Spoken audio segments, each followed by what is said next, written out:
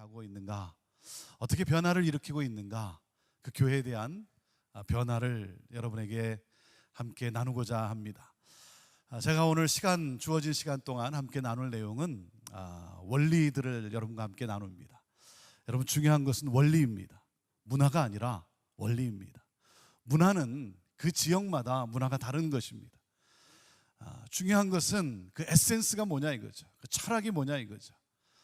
시애틀에 그리고 샌프란시스코와 다른 이 문화 속에서 여러분, 그 문화가 아니라 우리가 적용할 수 있는 그 원리는 무엇인가, 그것을 함께 여러분하고 나눕니다. 제가 나누는 내용은 결코 새로운 내용이 아닙니다.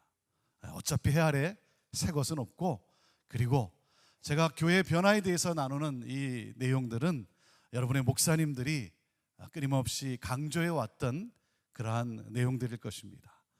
오늘 이 말씀을 들으면서 그래서 우리 목사님이 그걸 강조했구나, 우리 목사님이 그렇게 말씀하셨구나, 그게 정말 중요한 것이구나, 다시 한번 여러분의 가슴에 새길 수 있는 그러한 이 시간이 되기를 바랍니다.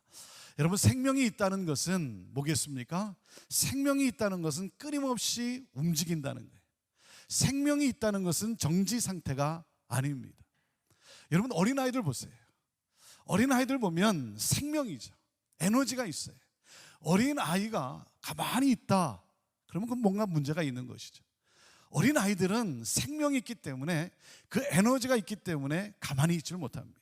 그러니까 막 돌아다니고 움직이고 일어났다 앉았다 하고 그 생명력을 나타내죠. 그러니까 어른들하고 같이 이렇게 있을 때 자기 아이가 자꾸 막 일어났다 앉았다 분주하게 그러면 좀 창피하기도 하고, 그래서 어떻게 해요? 자기 아이를 딱 눈으로 째려보면서 목에 힘을 주고 너 가만히 앉아 있어. 그러면요, 애가 놀래서 앉아요. 앉는데 여러분 가만히 보세요. 가만히 있나? 가만히 보면요, 발가락이라도 움직이고 있어요. 생명이 있다는 것은 정지 상태가 아니라고 하는 사실이에요. 여러분, 가만히 있다고 안 변하는가, 가만히 있으면 그 상태를 유지하는 것 아닌가라고 생각할 수 있지만 결코 그렇지 않습니다. 가만히 있어도 변화를 일으킵니다. 가만히 있으면 어떤 변화를 일으키는 줄 아세요? 가만히 있으면 퇴보라고 하는 변화를 일으킵니다. 가만히 있으면 그대로 있는 것이 아니라 퇴보라고 하는 변화를 일으키는 거예요. 여러분, 고여있는 물은 어떻죠? 고여있는 물은 그대로 있는 것이 아니라 썩기 마련인 거예요. 썩기 마련인 거예요. 그렇기 때문에 여러분, 변하지 않으면 죽는 거예요. 변하지 않으면 그대로 있는 것이 아니라, 현 상태를 유지하는 것이 아니라 죽는 거예요. 여러분, 부흥하지 못하는 교회의 특징이 무엇인 줄 아십니까? 부흥하지 못하는 교회의 특징은 무조건 변화를 싫어한다는 거예요. 여러분, 변화를 추구하는 기업이 살아남는 것이고, 변화를 추구하는 사람이 영향력을 주는 것입니다. 그렇기 때문에 변화는 선택이 아니라 필수라고 하는 사실이에요. 필수입니다. 변하지 않으면 죽는다는 거예요. 자, 그러면 변화가 뭐냐 이거죠. 변화에 대한 정의를 내릴 수 있어야죠. 자, 우리가 말하는 그 변화란 뭐냐 이거죠. 세상이 변하니까 세상이 변하는 거에 따라서 우리도 함께 따라 변하는 것, 여러분, 그것이 우리가 말하는 변화냐 이거예요. 저는 변화를 이렇게 정의합니다. 변화란 변질된 것을 본질로 돌이키는 것이다. 저는 변화를 이렇게 정의합니다. 여러분, 내가 하고 있는 것이, 우리가 지금까지 해오고 있는 것이 아무리 익숙하고 아무리 내가 편하다 할지라도, 여러분, 그것이 오늘 이 시대에 생명을 가져오냐 이거예요. 그렇지 않다면 변해야죠. 뭡니까? 본질로 돌아가야죠. 본질로 돌아가야 됩니다. 본질을 회복하는 것이 바로 변화라고 하는 사실이에요. 여러분, 그래서 아무리 내가 편하고 아무리 내가 익숙하다 할지라도, 여러분, 변질된 모습이라고 한다면, 그렇다면 그 모습을 다시 바꾸어야 되는 거죠. 회복해야 되는 것입니다. 자, 그러면 변할 수 없는 그 본질은 뭐겠습니까? 변할 수 없는 본질, 여러분, 변할 수 없는 본질은 바로 복음입니다. 복음이에요. 이 복음, 변할 수 없는 이 복음을 잘 지키고 잘 전하기 위하여 끊임없이 변해 가야 되는 거예요. 그렇기 때문에 오늘 우리에게 이 질문을 해야 됩니다. 여러분 스스로에게 한번 질문해 보십시오. 자, 여러분의 교회를 한번 생각하면서 한번 질문해 보십시오. 자, 오늘 이 시대에 우리 교회는 복음의 진보를 가져오고 있는가 하는 거예요. 구원의 역사를 일으키고 있냐 이거예요. 제가 섬기는 시애틀 형제교회는 올해 이제 43년이 되는 해입니다. 여러분 시애틀에서 43년이면 그렇다면 교민 역사를 대변하는 그러한 교회이기도 해요. 하지만 우리는 매년 우리는 이렇게 다짐합니다. 우리는 역사와 전통을 자랑하고 역사와 전통을 지키려고 애쓰는 교회가 아니라 우리 교회는 매년 어떻게 복음의 진보를 가져왔는가를 기록하는 교회가 되자. 우리는 매년 어떻게 구원의 역사를 일으키고 있는가를 기록할 수 있는 그러한 교회가 되자는 거예요. 과거의 역사가 현재의 그 미래의 걸림돌이 아니라 부흥의 디딤돌이 될 수 있는 그러한 교회, 변할 수 없는 복음을 잘 지키고 전하기 위하여 끊임없이 변하는 교회. 오래된 교회일수록, 전통적인 교회일수록 변화는 죽기만큼 힘들어요. 왜 그렇습니까? 무엇을 중시하기 때문에 그럴까요? 역사와 전통을 중시하기 때문에 그래요. 여러분 전통과 문화, 그것은 존중되어져야 됩니다. 그것을 무시해서는 안 돼요. 여러분 과거를 무시해서는 안 됩니다. 왜? 그때는 그게 필요했어요. 그때는 그렇게 했어야 됐어요. 그것을 인정해야 돼요. 그걸 틀렸다라고 말하면 여러분 진정한 변화는 일어날 수가 없는 것입니다. 그것을 인정해주고 존중해줘야 돼요. 자, 그리고 뭡니까? 자, 하지만 우리가 어제 해왔던 일들이, 우리가 지난 했던, 그리고 여태까지 우리가 했던 것이 오늘 이 시대에 복음의 진보를 가져오고 있냐 이거예요. 오늘 이 시대에 우리 교회는 구원의 역사를 일으키고 있냐 이거예요. 하나님의 나라를 확장하고 있냐 이거예요. 여러분 이 질문 앞에서 여러분 현재 이 복음의 진보를 가져오지 못하고 있다고 한다면 패러다임 시프트, 사고의 전환이 일어나야죠. 고정관념이 무너져야죠. 여러분 벽을 깨야 되는 거예요. 여러분 벽이라고 하는 것은 두 가지 측면이 있습니다. 벽이라는 것은 첫 번째 어떤 측면이냐면 벽이라는 것은 보호하는 측면이 있어요. 그렇죠? 벽을 높이 쌓으면, 담을 높이 쌓아 올리면 뭐예요? 안전하다는 거죠. 안전하다는 거죠. 그래서 이 벽이라는 것은 보호하는 측면이 있어요. 자, 그런가 하면 벽이라는 것은 또 하나의 다른 측면이 있습니다. 그게 뭐냐면 벽을 높이 쌓아 올리면 쌓아 올릴수록 그 벽이 나를 억압할 수도 있다는 거예요. 그 벽이 나를 가둘 수도 있다는 거예요. 한 도둑놈이 경찰로부터 도망을 가기 시작했어요. 한참 죽어라 도망가는데 그만 막다른 골목에 다다르고, 그리고 앞에는 높은 담벼락이 있는 거예요. 더 이상 어떻게 도망갈 길이 없는 거예요. 그 순간 이 도둑이 무슨 생각을 했냐면, 내가 이 벽을 어떻게든 넘기만 하면 경찰이 나를 따라오지 못하고 그리고 나는 자유케 될 것이다. 그래갖고 혼신의 힘을 다해가지고 점프를 했는데 그 벽을 뛰어넘었어요. 그 벽을 뛰어넘었어요. 그러니까 경찰이 더 이상 쫓아올 수 없는 상황이 돼버린 거예요. 그러니까 이 벽을 뛰어넘은 이 도둑놈이 무슨 생각을 했겠습니까? 얼마나 마음이 기뻤겠습니까? 먼지를 털면서 일어나면서 나는 드디어 자유인이 됐다. 나는 이제 자유인이 됐다. 그러면서 딱 일어나고 사방을 딱 둘러보는데 감옥 안으로 뛰어들어온 거예요. 여러분 벽이라고 하는 것, 우리가 쌓아 올리는 것이, 그것이 우리를 보호해 줄 수 있고 우리를 지켜줄 수 있을 것이라고 생각하지만 여러분 그것이 우리를 가두고 우리를 억압할 수도 있다라고 하는 사실이에요. 자, 오늘 마태복음의 이 본문 말씀은 이렇게 시작이 됩니다. 세례 요한의 제자들이 예수님에게 따집니다. 질문을 해요. 우리와 바리새인들은 금식을 하는데 어찌하여 당신의 제자들은 금식하지 않습니까? 자신들이 옳다는 거죠. 그래서 심각하게 묻고 있는 거예요. 여러분 그 질문에 우리 예수님이 어떻게 대답을 합니까? 예수님은요 금식이 필요 없다라고 말씀하시지 않았어요. 예수님은 그렇게 지켜왔던 전통이 잘못됐다라고도 말씀하지 않으셨어요.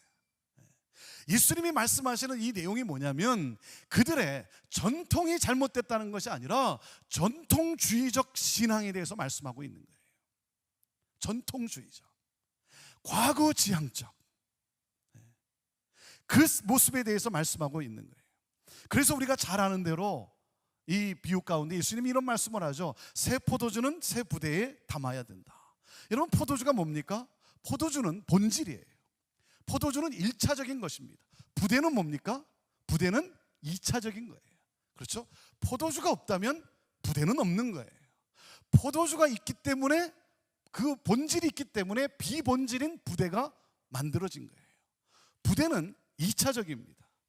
사람이 만든 부대예요. 여러분, 이 포도주가 뭡니까? 복음이라는 거예요. 복음. 부대는 뭡니까? 이 복음을 둘러싸고 형성된 그러한 2차적인 요소들이라는 거예요. 다시 말하면 이 복음을 잘 지키고 전하기 위해서 만들어진, 그 복음을 어떻게 하면 이 세상 가운데 우리가 잘 전달할 수 있을까 해서 만들어진 조직, 구조, 양식, 형식들을 말하는 것입니다. 자, 그런데 우리 주님이 지금 뭘 말씀하고 있는 거예요? 우리 주님이 질문하고 있는 세례 요한의 제자들에게 우리 질문은 지금 이렇게 말씀하고 있는 거예요. 복음을 잘 지키기 위해서, 그리고 잘 전하기 위해서 만들어 놓은 부대가, 그 문화가, 그 전통이 뭐라고요? 어느 순간부터 오히려 복음을 억압하는 낡은 부대가 되고 말았다는 거예요. 복음을 위해서 만들어진 형식이, 복음을 위해서 만들어 놓은 우리 구조가, 그리고 그 조직이 마침내 복음의 장애물이 되고 말았다는 거예요. 낡은 부대가 되고 말았다는 거예요. 여러분, 기억하십시오. 부대는 영원한 것이 아니에요. 부대는 2차적인 거예요. 부대는 언제든지 바뀔 수 있는 거예요. 복음은 바뀔 수 없는 것이죠. 어떻게 하면 이 복음을 잘 전하고 잘 지키고, 그래서 이 복음의 역사를 일으킬 수 있는가, 이를 위해서 만들어 놓아진 부대예요. 그 부대는 복음을 위해서 끊임없이 바뀌어질 수 있는 거예요. 그런데 그 부대가 낡은 부대가 되고 말았다는 거예요. 여러분, 오늘날 우리의 위기가 뭡니까? 오늘날 교회의 위기가 뭡니까? 오늘날 교회의 위기는요, 이 복음을 담지 못하는 낡은 부대가 되어버린 것이 바로 오늘날 이 시대의 위기라고 하는 거예요. 교회의 위기예요. 여러분, 변해야 합니다. 무엇을 위해? 복음의 진보를 위해, 구원의 역사를 위해 변해야 되는 거예요. 변하지 않으면 더 이상 교회가 아니라 건물만 남는 거예요. 변하지 않으면 화려한 과거만 남는 거예요. 변하지 않으면 인간의 교만과 인간의 자랑만 남는 거예요. 여러분, 변하지 않으면 죽어요. 죽어요. 사회학자들이 지금 우리 한국 교회에 대해서, 사회학자들이 어떤 데이터를 여러분 내놓는 줄 아십니까? 사회학자들은 이런 말을 합니다.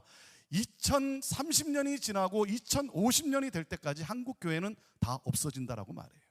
이 상태로 가면 한국 교회는 다 없어진대요. 사랑하는 여러분, 껍데기가 중요한 것이 아닙니다. 여러분, 중요한 것은 뭐예요? 중요한 것은 능력이에요. 능력. 경건의 모양이 아니라, 경건의 모양보다 더 중요한 게 뭡니까? 경건의 능력인 거예요. 능력. 여러분, 능력이 있을 때 모양도 의미가 있는 거예요. 능력이 빠진 모양은 종교주의가 되고 마는 거예요. 형식주의가 되고 마는 것이죠. 복음의 진보를 위해서, 구원의 역사를 위해서 끊임없이 변할 수 있는 교회, 그러므로 부흥하는 교회. 자, 그렇다면 무엇이 변해야 되는가? 무엇이 변해서 부흥을 일으켜야 되는가?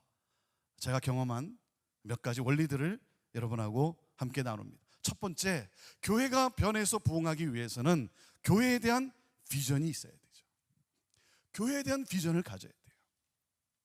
그런데 그 비전은 어떻게 주어집니까? 비전은 어떻게 주어지냐면, 비전은 visualize. 비전은 보아야 생기는 거예요. 그게 비전입니다. 여러분, 보지 않았는데 어떻게 여러분이 그림을 그릴 수 있겠습니까? 본 것이 없는데. visualize. 여러분이 비즈니스를 하려면 여러분이 어떤 가게를 차리고 사업을 하려면 여러분 그 비즈니스를 잘 하고 있는 그곳을 가서 봐야, 그래야 뭡니까? 내 지역에서 내 나름대로 그림을 그릴 수가 있는 것이죠. 비주얼라이즈. 여러분 부흥하는 교회를 가서 봐야, 어떤 영향력을 끼치는 교회를 봐야 내 지역에서, 내 이 문화권에서 나름대로 그림을 그릴 수가 있는 것이죠. 본 적이 없는데 어떻게 그림을 그릴 수가 있습니까? 여러분 그렇기 때문에 성장하는 기업, 부흥하는 교회 여러분 인정해 줘야 됩니다.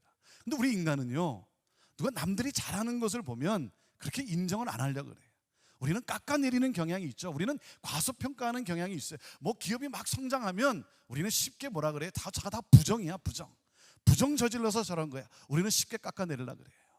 여러분 그러나 그렇지 않습니다. 우리가 인정할 것은 인정해야 돼. 뭐예요? 그 기업이 거기에 오르기까지, 그 교회가 그 사회에, 그 지역에 영향력을 끼치기까지는 그들이 흘린 눈물과 땀방울이 있다라고 하는 사실이에요.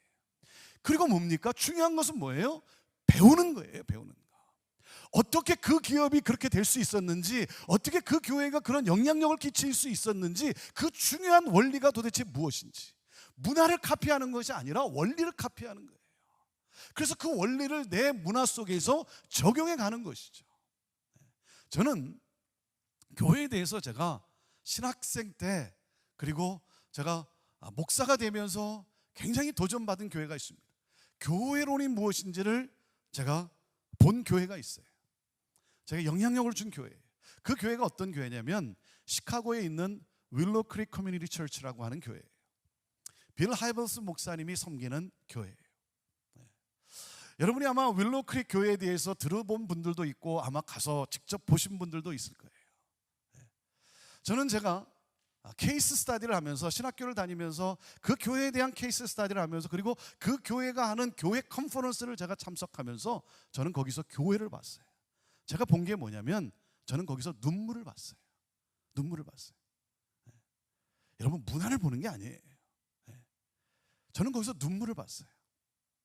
영혼을 향한 눈물을 봤어요. 믿지 않는 사람에 대한 그 눈물. 그래서 어떻게 하면 믿지 않는 사람이 교회에 나와서, 그래서 예수 그리스도의 복음을 듣고 그리고 예수 그리스도를 믿고 제자로 살아갈 수 있게 하는가. 그것이 그 교회의 모든 열정이에요. 그 빌 하이벌스 목사님이 말씀을 전하다가도, 강의를 하다가도요, 자기 입에서 unchurched people, non-Christian, 교회 다니지 않는 사람, 믿지 않는 사람, 자기 입에서 그 단어가 나옴과 동시에 눈에 눈물이 고이는 거예요. 그게 멀리서도 보여요. 담임 목사님만 그런 줄 알았는데 라비에서 봉사하는 자원봉사자들과 대화를 나누는데, 대화를 나누다가도요, 이 자원봉사자들도 자기 입에서 unchurched people, 교회 다니지 않는 사람, 믿지 않는 사람이란 단어가 나오면 코끝이 찡 하면서 눈에 눈물이 고이는 거예요. 나는 목사인데 눈물이 없더라고요. 나는 믿지 않는 영혼에 대한 내가 눈물이 없더라고요. 저는 그 교회에서 믿지 않는 영혼에 대한 눈물을 봤어요. 그리고 제가 2000년 1월에 형제교회를 부임하면서 그 교회에 대한 이야기를 여러 차례 기회 될 때마다 그 교회에 대한 이야기를 함께 나누었어요. 그 교회에 대한 이야기를 함께 나누면서 그 교회가 5월 달에 그 교회에 대한 컨퍼런스가 있는데, 그 교회에 내가 몇 분을 좀 데려가서 그 교회를 보여주면 너무나 좋겠다. 그래서 내 나름대로 생각을 했어요. 어떻게 생각하냐면 내가 7명을 모시고 가면 내가 성공할 수 있겠다. 왜냐하면 제가 이민자이기 때문에 이민 1세의 삶을 제가 알아요. 제가 우리 부모님의 이민 1세대의 삶을 제가 알아요. 이민 1세대 삶이란 어떤 삶입니까? 이민 1세대는요, 자기 자신을 위해서, 가족을 위해서 휴가 한 번 제대로 내지 못하는 세대가 이민 1세대였어요. 그렇게 조국을 가보고 싶어도 부모님이 계시고 사랑하는 친척이 있고 그리고 사랑하는 친구들이 있어도 언젠가는 내가 가겠지 하면서 참고 참는 세대가 이민 1세대예요. 그러다 갑자기 무슨 일이 생겼다는 연락이 오면 그제서야 허겁지겁 티켓팅하고 그리고 가방 챙겨서 다녀오는 세대가 1세대예요. 제가 어제 얘기했죠. 제가 200여 명, 작년 200여 명을 출석하는 교회에 부임했는데 제 또래도 없고 저보다 젊은 사람도 없고, 여러분 이민 1세대 그분들 가운데 제가 7명을 거기 모시고 가면, 그래서 그 교회를 보여드리면 나는 성공할 수 있다라고 생각했어요. 왜? 여러분 시애틀에서 시카고까지 가는데 비행기 4시간이고요. 그리고 그 컨퍼런스에 등록하려면, 그래서 오고 가는 경비 숙박 다 하면 1인당 최소한 $1,000 정도는 써야 돼요. 자기 자신을 위해서, 가족을 위해서도 휴가 한번 제대로 내지 못하는 분들이, 여러분 뭐 시카고에 구경 가는 것도 아니고 미국 교회 컨퍼런스 간다는 게 그게 뭐 쉬운 얘기겠습니까? 그래서 어떻게 하면 7명을 모시고 갈 수 있을까? 그래서 장로님 2분, 권사님 2분, 뭐 한소 집사님 2분, 그리고 성도님 1분 해서 7명을 모시고 하면 좋겠다. 5월 달에 컨퍼런스가 있으니까 한 달 전에 비행기 예약을 해야 되고, 그리고 뭐 또 레저베이션 해야 되고 하니까 3월 말이었어요. 3월 말에 모시고 가야 되겠다. 그러면서 일단 광고를 공식적으로 내가 광고를 해야 되겠다. 누구한테 권하기 전에 내가 일단 공식적으로 광고를 해야 되겠다. 왜? 공식적으로 광고 안 하고 또 그렇게 하면 또 삐지는 사람들이 있어요. 삐지는 사람들. 목사님이 저 사람을 좋아해. 그게 아닌데 또 삐지는 사람들이 있어요. 그래서 일단 공식적으로 내가 광고하고, 그리고도 가겠다는 사람이 없으면 그러면 내가 개인적으로 내가 권면해야 되겠다. 그리고 3월 말에 광고를 했어요. 우리 함께 가실 분들은 아래층에 내려가셔서 사인하시길 바랍니다. 그런데요, 제가 충격을 받았어요. 한 210명, 220명 좀 넘어가는 그런 때였어요. 3월 말에. 몇 명이 사인을 했냐면 59명이 사인을 했어요. 59명이. 제가 충격을 받고 제가 놀랐어요. 그러면서 제가 깨달은 게 뭔지 아세요? 아, 그렇구나. 인간은 비전이 주어지면 움직일 수 있다는 사실을 제가 다시 한번 깨달았어요. 저는 제가 이민 세대로서 저는 그렇게, 우리 특별히 1세대가 그렇게 움직일 수 있다라고 저는 생각을 못했어요. 그런데 사람은 동기부여가 되면 움직일 수 있다는 사실을 깨달았어요. 그리고 59명이 날아갔어요. 59명이 날아가서 70 넘으신 우리 권사님들, 우리 장로님들, 우리 집사님들, 그 59명이 앉아가지고 말이죠, 그 강의, 물론 통역을 하지만 그 통역이 뭐 다 제대로 들리겠습니까? 그런데도 하나라도 더 배우기 위해서 노트를 들고 펜을 들고 집중하고 있는 성도를 바라보고 있는 담임 목사의 심정이 어떻겠습니까? 감동 그 자체. 59명이 날아갔으니 그 하루 강의가 끝나면 이제 저녁 식사를 하러 가야 되잖아요. 59명이 어디 가서 저녁 식사합니까? 뷔페 식당 외에는 갈 데가 없는 거예요. 그러니까 뷔페 식당만 찾아다니는 거예요. 그래서 식사를 하고, 그리고 이제 숙소 와서 쉬고, 그리고 그 다음날 또 이제 그 컨퍼런스에 강의 들으러 가는데, 그래도 시카고까지 날라왔는데 저녁 식사하고 숙소 가서 그냥 숙소 안에 있다가 그 다음날 또 강의 듣고, 그러기는 좀 너무 좀 아쉽기도 하고, 그래서 그래도 시카고 야경이라도 좀 한번 봐야 되지 않겠냐. 그래서 15인승 밴을 4대를 저희가 빌렸는데, 그 15인승 밴에 그 4대 다 타고 말이죠, 그리고는 그 시카고의 그 저녁을, 그 야경을 본다고 그 도시를 막 누비고 다니는 거예요. 무전기 한 대씩 다 주고, 여기는 참새 독수리 나와라 뭐 이래 가면서 누비고 다니는 거예요. 컨퍼런스를 다 마치고 떠나오기 전에 함께 모여서 잠시 디브리핑하는 시간을 가졌어요. 함께 받은 은혜가 뭔지 우리 함께 같이 나눕시다. 나누는데요, 크게 2가지였어요. 첫째가 뭐냐면요, 목사님 이제 알겠습니다. 뭐예요? 보니까 알겠다는 거예요. 보니까. 비전은 비주얼라이즈예요. 말로만 들었을 때는 그런가 보다 했는데, 직접 보니까 아, 목사님이 왜 그렇게 말씀하셨는지 그게 알겠다는 거예요. 목사님 더 이상 설명 안 해도 이제 우리 알겠습니다. 비주얼라이즈. 또 하나가 뭔지 아세요? 또 하나가 이거였어요. 목사님, 우리도 이 다음에 이런 컨퍼런스 합시다. 우리도 이 다음에 기성교회가 변해서 부흥할 수 있다는 모델을 창출함으로 말미암아 수많은 기성교회들, 수많은 전통교회들, 그들과 함께 꿈을 나누고 격려하고 축복하는 그러한 컨퍼런스를 우리도 합시다. 2000년 5월에 가졌던 컨퍼런스예요. 꿈이에요. 그 당시 우리 형제교회는요, 마을 한복판에 있는 주차장도 제대로 없었던 교회예요. 젊은 사람이라고는 찾아볼 수 없었던 그러한 교회, 여러분 그 교회가 가진 꿈이에요. 2000년 오래 가진 꿈이. 그런데요, 하나님은 어떤 분이십니까? 하나님은요, 하나님 나라를 위하여, 하나님의 영광을 위하여 가진 꿈을 반드시 이루어 주시는 하나님이십니다. 아멘. 하나님은 당신의 영광을 위하여 가진 꿈을 이루어 주시는 하나님이세요. 2000년 5월에 가졌던 꿈을 7년 후에 2007년도에 컨퍼런스를 열게 하시고, 그러면서 매년 컨퍼런스를 열게 하셨어요. 컨퍼런스를 열면서 우리 성도들이요, 얼마나 흥분하고 얼마나 좋아하는지. 그 오시는 손님들 맞이하는데요, 저희가 민박을 했어요. 민박을. 오시는 분들 우리 민박을 통해서 그래서 함께 또 교제하고 또 비용도 줄여드리고 그렇게 우리 섬깁시다. 민박을 하는데 마치 예수님이 우리 집에 찾아오신 것으로 생각하고 그렇게 섬깁시다. 여러분, 공항 가서 라이드 드리고 공항 가서 픽업해 오고, 그리고 아침 일찍 교회에 모셔드리고 가서 하루 종일 일하고 일 마치고 다시 교회에 와서 다시 모시고 가서 그 저녁 시간, 짧은 저녁 시간이지만 또 함께 교제하고, 그리고 최대한으로 쉴 수 있도록, 안식할 수 있도록 배려해드리고. 여러분, 그게 쉬운 얘기겠습니까? 그런데 그걸 하면서 기쁜 거예요. 기쁜 거예요. 왜? 사람은요, 받을 때의 기쁨보다 줄 때의 기쁨은 설명할 수 없는 기쁨이에요. 섬김의 기쁨은 이건 하늘로부터 주어지는 기쁨이에요. 피곤하고 힘들지만 너무 기쁜 거예요. 너무 기쁜 거예요. 그렇게 섬기는 거예요.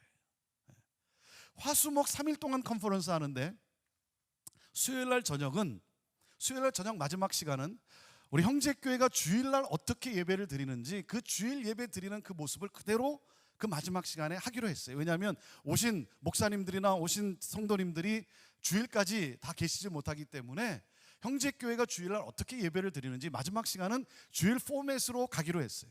그러니까 그 수요일날 수요 저녁 예배 때 뭐 저희 성가대도 없고 뭐 그렇습니다. 근데 주일 예배를 그대로 하니까 그날은 성가대도 연습해서 하고, 그리고 우리 형제교회가 드리는 예배 순서를 그대로 하는 거예요. 그러니까 우리 성도님들이 같이 모여가지고 오신 손님들이 있고, 그리고 우리 성도님들이 같이 와서 수요일날 마지막 저녁에 함께 예배를 드리면서 그 저녁 강의를 나누는데요, 우리 성도들이 얼마나 기뻐하는지 말이죠. 저희 성도님들은요, 아멘 잘 안 합니다. 아멘 잘 안 해요. 근데 그날은요, 말끝마다 아멘 아멘 그러는 거예요. 너무 좋아가지고. 왜? 교회를 섬기는 교회가 됐다는 거예요. 양로원 같았던 교회가, 아무런 어떤 역사를 일으킬 수 없는 것 같았던 교회가 교회를 섬기는 교회가 되었어요. 성도들이 너무 기뻐하는 거예요. 우리 찬양할 때 뭐 이렇게 손 열심히 잘 안 듭니다. 그날은요, 막 두 손을 들고 번쩍번쩍 뛰면서 찬양을 하는 거예요. 성가대가 나와서 찬양을 하는데 제 평생에 그런 찬양 들어본 적이 없어요. 얼마나 잘하는지 말이죠. 얼마나 잘하는지. 너무 기뻐서. 그래서 그 성가대 끝나고 제가 올라와가지고 제가 뭐라고 얘기한 줄 아세요? 오신 손님들한테 오해할까봐 제가 이렇게 얘기했어요. 우리 주일날 이렇게 예배 안 드립니다. 이렇게 예배 안 드립니다. 오해하지 마십시오. 너무 기뻐서 예배 드려요. 여러분, 교회에 대한 비전을 가지세요. 여러분, 하나님께서 여러분의 교회를 세울 때 하나님은 여러분의 교회 하나 잘해보기 위해 세운 게 아니에요. 하나님은 여러분의 교회 하나 잘해보려고 세운 것이 아니라 세상을 잘해보기 위해 세우신 거예요. 세상을 구원하기 위하여, 나라와 민족을 살리기 위하여. 사랑하는 여러분, 영혼 구원에 대한 이 하나님의 꿈, 교회에 대한 비전을 가지세요. 그리고 그 비전은 비주얼라이즈입니다. 보아야 되는 것입니다. 가서 봐야 되는 거예요. 배워야 되는 거예요. 공부하는 거예요. 여러분, 어떤 영향을 끼치는 교회가 있다, 영향을 끼치는 어떤 기업이 있다 그러면 여러분 가서 보고 배우는 거예요. 그래야 여러분 기업도 할 수 있는 것이고, 여러분 정말 교회의 부흥을 꿈꾼다면 영향력 끼치는 교회를 보면서 그 원리가 도대체 무엇인가, 이 교회는 어떻게 이렇게 영향력을 끼치는가, 그 원리가 무엇인지 그것을 보고 배우면서 뭡니까? 그것을 가지고 고민하면서 내 교회에서, 내 지역에서 이것을 어떻게 적용해 갈 수 있을까? 여러분 연구하고 씨름하고 하나님 앞에 기도하고. 여러분, 그렇기 때문에 특별히 여러분 목사님들이 여러분 어디 가서 보고 배울 수 있는 기회를 여러분 제공해 드려야 돼요. 제공해 드려야 돼요. 어떤 교회 보면 목사님 뭐 어디 가시겠다 그러면 굉장히 힘들어하는 성도님들이 계세요. 여러분, 아까 뭐라 그랬습니까? 고여있는 물은 뭐라 그랬어요? 그대로 있는 것이 아니라 썩기 마련이에요. 여러분, 리더가 변하지 않는 한, 리더가 새로워지지 않는 한 결코 새로워질 수가 있겠습니까? 여러분의 목사님이 가서 배우고 경험하고 그래서 씨름하고 연구하고 할 수 있는 기회를 여러분 줄 때, 그럴 때 여러분의 교회는 또한 그 비전을 함께 꿈꾸면서 앞을 향하여 나갈 수가 있는 것이죠. 교회가 변해서 부흥할 수 있기 위해서는 첫 번째, 교회에 대한 비전을 갖는 것이다. 자, 그 다음에 또 한 가지는 예배에 목숨을 거십시오. 예배에 목숨을 거세요. 여러분, 우리가 왜 모였습니까? 우리가 모인 그 목적이 뭐겠습니까? 이유가 뭐겠습니까? 그것은 오직 하나입니까? 오직 하나예요. 나를 너무나 사랑하셔서 나를 구원하기 위해서 독생자 예수 그리스도를 이 세상에 보내주시고 그리고 십자가에 달려 죽게 하심으로 말미암아 나를 구원하신 그 하나님의 놀라운 은혜를 뭐예요? 경배하기 위하여 우리가 모인 것 아니겠습니까? 내가 무엇이 간데 어린 양 예수 그리스도께서 나를 위하여 오시고 그리고 십자가에 달려 죽으셨어요. 피 한 방울 남기지 않고 모든 것을 다 쏟아 부으셨어요. 그래서 오늘 나는 그 하나님의 은혜의 보좌 앞에 담대히 나갈 수 있게 되었어요. 하나님 앞에 내가 담대히 하나님의 긍휼하심을 입고 그리고 때를 따라 돕는 은혜를 얻고자 내가 담대히 나갈 수 있게 되었어요. 내가 무엇이간데 그 어린 양 예수 그리스도께서 나에게 이러한 은혜를 베풀어 줬어요. 그 은혜를 베푸신 그 주님을 찬양하기 위하여. 우리가 모인 이유는 목적은 오직 하나예요. 궁극적인 목적은 예배 아니겠습니까? 예배입니다. 여러분, 교회의 심장은 예배입니다. 교회를 움직이는 엔진은 바로 예배인 거예요. 여러분, 예배가 살지 않으면 다 죽게 되어 있는 거예요. A.W. 토저 목사님이 이런 말씀을 했습니다. 모든 그리스도인의 삶의 실패는 예배의 영광을 경험하지 못했기 때문이다. 그랬어요. 여러분, 예배는 멀쩡하게 왔다가 멀쩡하게 가는 것이 예배가 아닙니다. 예배는 역사적 사건이 일어나는 현장이에요. 하나님의 타치를 경험하는 그러한 사건이에요. 그 치유와 회복을 경험하는 그러한 사건이에요. 내 모습 이대로 나를 안아주시는 그 하나님 아버지를 만나는 사건인 거죠. 낡은 부대가 되어버린 변하지 않는 그들을 향해서 예수님이 오늘 말씀에 보면 아주 놀라운 표현을 하십니다. 15절 말씀을 한번 보세요. 자, 마태복음 9장 15절 말씀. 자, 15절 말씀을 우리 같이 한번 읽어봅니다. 시작. 예수께서 그들에게 이르시되 혼인집 손님들이 신랑과 함께 있을 동안에 슬퍼할 수 있느냐? 그러나 신랑을 빼앗길 날이 이르리니 그때에는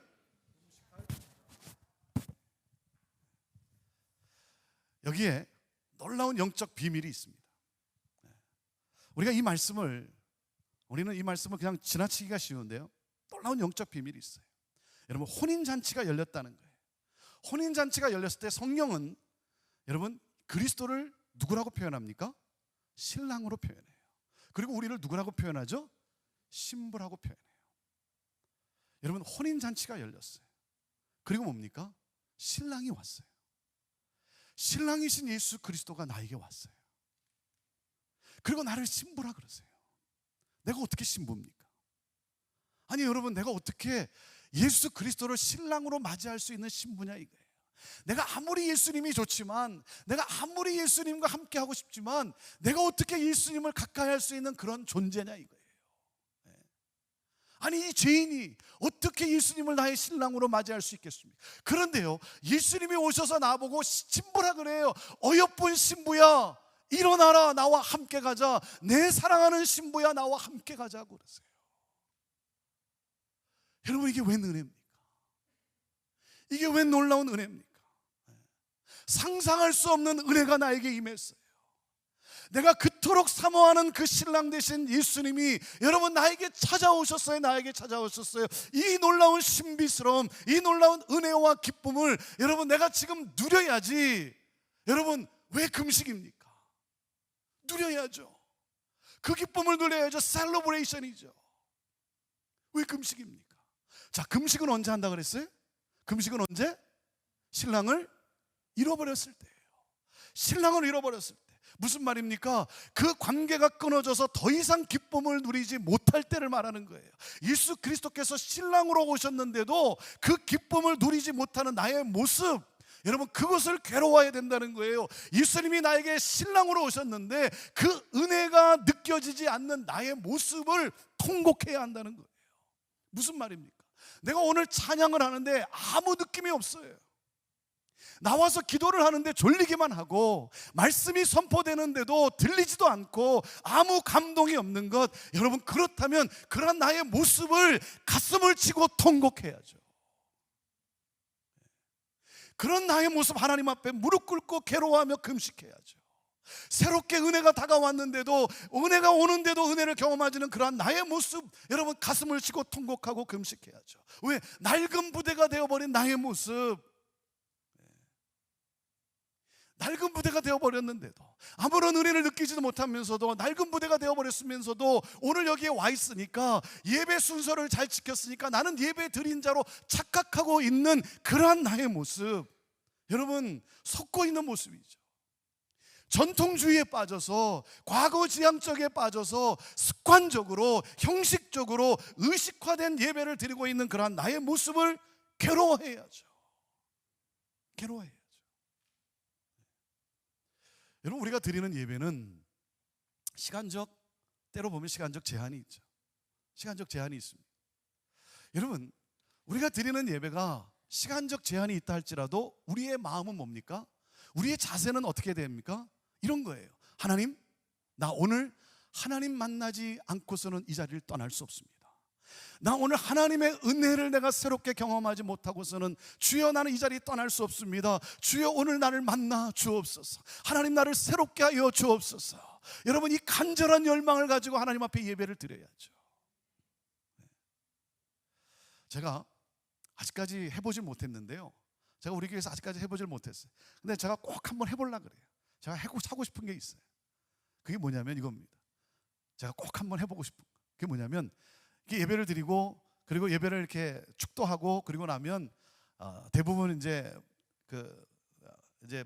목사가 나가서 이제 나오는 성도님들하고 이렇게 악수하며 인사하잖아요. 문 앞에 서서 인사할 때 제가 꼭 한번 해보려고 그래요. 뭐냐면 딱 악수할 때, 악수를 딱 했는데 이분이 은혜를 받은 것 같다 그러면 보내고, 딱 악수를 했는데 아무 느낌이 없는 것 같다 그러면 다시 들여보내고. 제가 아직도 한 번도 못 해봤는데 꼭 해보려고 그래요. 여러분 5분, 10분, 20분, 30분 일찍 가는 게 대수냐 이거예요.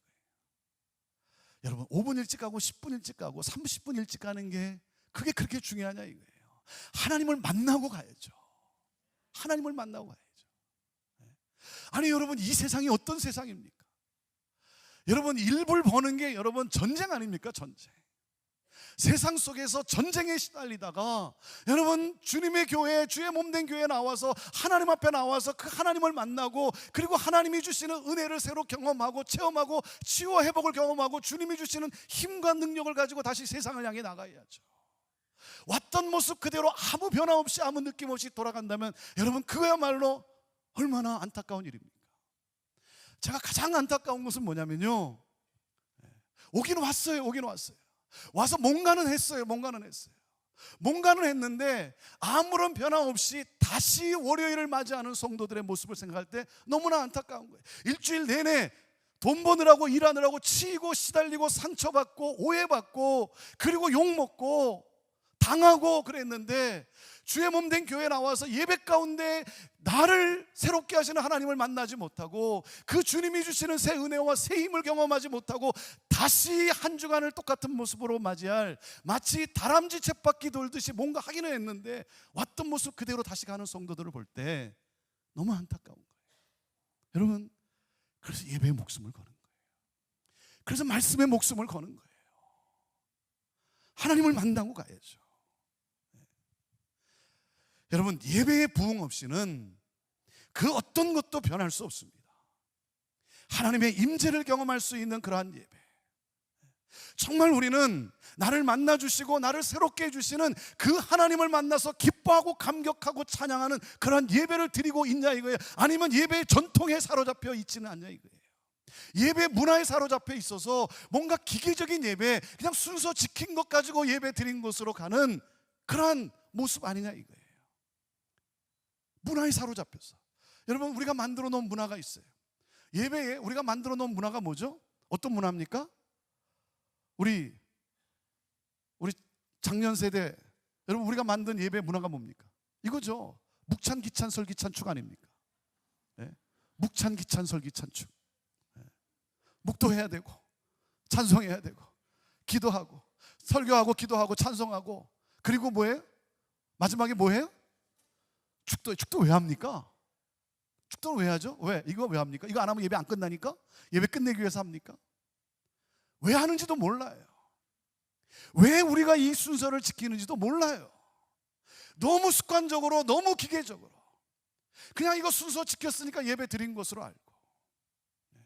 여러분, 문화는 진리에 의해서 해석된 것이, 그 시대에 해석된 것이 문화예요. 여러분, 이 문화가 진리가 아닙니다. 그런데요, 이 예배 순서 뭐 하나 바꾸면 난리 나는 줄 알아요. 난리 나는 줄 알아요. 이건 상대적인 가치지 진리가 아니에요. 그렇기 때문에 오늘 우리가 드리는 예배도 다시 한번 말씀, 하나님의 그 진리이신 말씀에 의해서 재해석되어야 되는 거예요. 재적용되어야 되는 거예요. 정말 우리가 드리고 있는 예배가, 우리가 만들어 놓은 이 문화가 하나님을 어떻게 하면 가장 잘 예배 드릴 수 있을까 해서 우리가 만들어 놓은 문화예요. 이 문화가 오늘 이 시대에도 정말 우리가 제대로 예배를 드리고 있는지, 아니라면 여러분 바꿀 수 있어야죠. 뺄 것이 있다면 빼야죠. 다른 거 넣을 수 있으면 넣어야죠. 가장 중요한 것은 무엇입니까? 예배의 가장 중요한 원리는 뭐예요? 신령과 진정이에요. 우리 예수님이 가르쳐 주신 예배는 신령과 진정의, 이게 본질이에요. 그 외에는 다 비본질이에요. 비본질. 그건 진리가 아니에요. 사랑하는 여러분, 정말 신령과 진정으로 예배를 드리고 있는가? 하나님이 기뻐하시고 하나님이 감동받으시는 예배를 우리가 하나님께 올려드리고 있는가? 우리는요, 내가 좋으면 예배가 좋았다 그래요. 내가 좋으면, 내 마음에 들면 예배가 좋았다 그래요. 여러분, 내가 좋은 것보다 하나님이 좋으셔야죠. 하나님이 기뻐 받으셔야죠. 전통주의에, 과거 지향적인 거에 사로잡혀서, 그래서 기계적인 예배, 형식적인 예배, 의식화된 예배를 드리고 있다면 그건 아니죠. 그건 아니죠. 여러분, 하나님이 기뻐 받으시는 예배, 신령과 진정으로 하나님의 임재를 경험하고 하나님의 타치를 경험할 수 있는 그러한 예배, 여러분 기억하십시오. 예배의 변화 없이는, 예배의 부흥 없이는 어떤 변화도 일어날 수 없습니다. 여러분, 예배가 아닌데 다른 걸 바꾸는 것은 마치 뭐와 같으냐면 심장이 나쁜데 성형수술하는 거랑 똑같아요. 여러분, 예배입니다. 예배에 목숨을 거세요. 하나님을 만나고 갈 수 있는 예배. 그래서 하나님이 주시는 그 새 힘과 은혜와 그 놀라운 그 은혜, 그 사랑 속에 오늘도 내가 나아가서 용서할 수 없는 사람을 내가 용서하고, 내가 축복하기 싫은 사람을 내가 축복하고, 섬기고 베풀고, 그리고 복음을 전하고. 아까 축도 얘기 나왔는데, 여러분 축도 왜 하죠? 축도 왜 합니까? 축도는 뭐라 그럽니까? 베너딕션이라고 그러죠. 베너딕션, 블레싱이라는 게 블레싱. 블레싱. 축도라는 거예요. 베너딕션, 그게 뭡니까? 이겁니다. 오늘 여러분이 이 하나님 앞에 나와 예배를 드리는 가운데 하나님의 은혜를 받았으니, 하나님의 복을 받았으니, 여러분도 이제 나아가 복을 줄 수 있는 사람이 되었습니다. 여러분도 이제 나아가 그 하나님의 은혜, 그 복을 나누어 주십시오. 그래서 뭡니까? 베너딕션, 블레싱 하면서 뭐예요? 샌딩하는 거예요. 샌딩하는 거예요. 파송하는 거예요. 파송하는 거. 이제 여러분도 나아가 그 하나님의 은혜를 나누면서, 그 하나님이 주신 복을 함께 나누면서 이 세상에 그 하나님의 복음을 전하며 축복하십시오. 그래서 샌딩하는 거예요. 파송하는 거예요. 이거 안 하면 예배 안 끝나니까 그래서 하는 게 아니에요. 사랑하는 여러분, 그래서 하나님을 만나야 되는 거예요. 그 하나님을 만나고자 하는 그 갈증, 그 갈급함, 그 사모함, 그 가운데 나를 새롭게 해주시는 그 주님, 그래서 감사하며 기뻐하며 주여 내가 여기 있나이다, 나를 보내소서. 그래서 가정으로 돌아가, 세상으로 돌아가, 여러분 그 은혜를 함께 나누면서 십자가의 은혜를 함께 나누면서 섬기면서 여러분 내 가정과 내가 있는 곳을 하나님의 나라로 변화시켜 나가는, 그곳에 예수 그리스도의 빛을 가져오는, 변화시켜 나가는 복음의 역사를 일으키는 그러한 예배자. 그래서 예배는 축도와 함께 시작이 되는 거예요. 삶으로 드리는 예배가 시작이 되는 거예요. 자, 또 한 가지, 교회가 변화하고 부흥하는 데 있어서 또 한 가지 중요한 것은 주인의식을 갖는 것입니다. 주인의식을 갖는 거예요. 주인의식, 그러면 우리는 잘못된 주인의식을 갖는 경우가 있어요. 이게 잘못 오해하는 경우가 있어요. 주인의식 그러면 이렇게 오해하는 경우가 있어요. 여러분, 내가 그래도 개척 멤버인데 그게 주인입니까? 내가 그래도 이 교회에서 헌금 제일 많이 하는데 여러분 그게 주인입니까? 여러분, 주인은 누굽니까? 여러분, 가게의 주인은 누구죠? 가게의 주인은요, 절대 가게 앞에 주차하지 않아요. 그게 주인이에요. 가게의 주인은 어떻게든 손님이 한 사람이라도 더 쉽게 주차하고 들어올 수 있도록 그 자리를 양보하는 사람이 주인이에요. 주인은 목에 힘주지 않습니다. 내가 주인이라고 하고 폼 잡지 않아요. 주인은요, 여러분 가게 주인은, 식당 주인이 여러분 의자에 딱 버티고 앉아가지고 내가 주인입니다 그러지 않습니다. 주인은 끊임없이 움직여요. 끊임없이 움직여요. 뭐가 떨어진 것은 없는가, 그리고 어떻게 하면 손님이 맛있게 음식을 식사하고 갈 수 있는가, 그래서 최선을 다하는 사람이 주인이에요. 아니 여러분, 자기 집에 손님을 초대해 놓고 내가 이 집의 주인입니다 그러고 제일 좋은 자리에 딱 버티고 앉아 있습니까? 아니죠. 주인은 누구예요? 주인은요, 그 손님이 음식을 맛있게 먹으면요, 먹지 않아도 배부른 사람이 주인이에요. 이게 주인이에요. 섬기는 사람이 주인이에요. 교회가 변화하고 부흥하는 데 있어서 중요한 것은 뭡니까? 기존에 있는 성도들이, 여러분이 교회에 최소한, 내가 이 교회에 최소한 한 달 이상 내가 다녔다 그러면 여러분 주인의식을 가지세요. 손님으로 다니지 마세요. 끊임없이 뭔가를 얻고자, 뭔가 자꾸 섬김을 받고자가 아니라 섬기는 주인으로 다니세요. 그럴 때 여러분 부흥이 일어나는 거예요. 변화가 일어나는 거예요. 저희 교회가 새롭게 땅을 구입하고 그리고 교회를 짓고 옮겼어요. 옮기면서 그래도 나름대로 주차장을 만들었어요. 그런데 주차장이 비좁는 거예요. 주일날 성인 예배를 4번 드려도 주차장이 비좁는 거예요. 그래서 한 블락 떨어진 곳에 주차장, 그 회사 주차장을 임대해서 저희가 써요. 그래서 그랬어요. 우리 형제교회 한 달 이상 출석하신 분이라면, 우리 형제교회 뭐 재직은 물론이고 한 달 이상 다니신 분이라면 저는 여러분이 주인으로 다니시길 바랍니다.